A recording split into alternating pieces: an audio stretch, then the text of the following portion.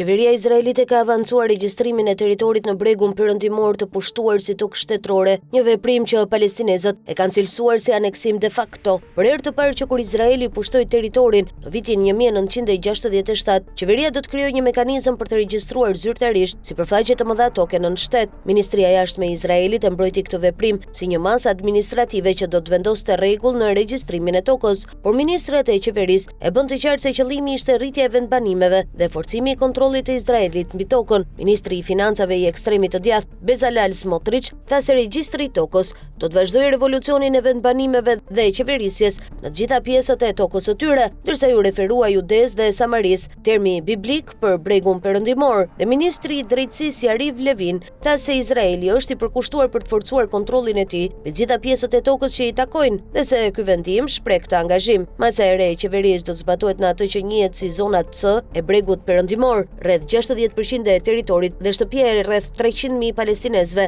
dhe një popullsi e kolonësh prej të paktën 325.000 vetësh, sipas grupit izraelit të drejtave të njerëzit, B'Tselem. Presidenca palestineze tha se vendimi shkelte të drejtën ndërkombëtare dhe përbënte aneksim de facto të territorit të pushtuar palestinez. Në një deklaratë, zyra e presidentit paralajmëroi se ky veprim ishte një deklaratë e planeve të aneksimit që synonin forcimin e pushtimit përmes aktivitetit të palikshëm të vendbanimeve. Izraeli pushtoi bregun perëndimor nga Jordania në luftën e vitit 1967 dhe më pas filloi të ndërtonte vendbanime hebraike atje, të cilat konsiderohen të palikshme sipas ligjit ndërkombëtar nga Kombet e Bashkuara dhe nga pjesa më e madhe e Bashkisë Ndërkombëtare. OKB-ja gjithashtu e konsideron bregun perëndimor dhe Jeruzalemin lindor si territor të pushtuar, të cilin palestinezët e kërkojnë për një shtet të ardhshëm. Paqja tani, një organizatë mbikëqyrëse izraelite e vendbanimeve, e përshkroi veprimin e qeverisë si një grabitje masive të tokës në bregun perëndimor, krejtësisht kundër vullnetit të popullit dhe në kundërshtim me interesat më të mira të Izraelit. Qeveria izraelite e miratoi masën pavarësisht kundërshtimit të deklaruar të presidentit të SBA-s Donald Trump ndaj aneksimit të bregut perëndimor, shkruan CNN. Kjo masë e fundit vjen pasi kabineti i sigurisë i Izraelit miratoi një masë javën e kaluar që zgjeroi sundimin dhe qeverisjen izraelite mbi bregun perëndimor.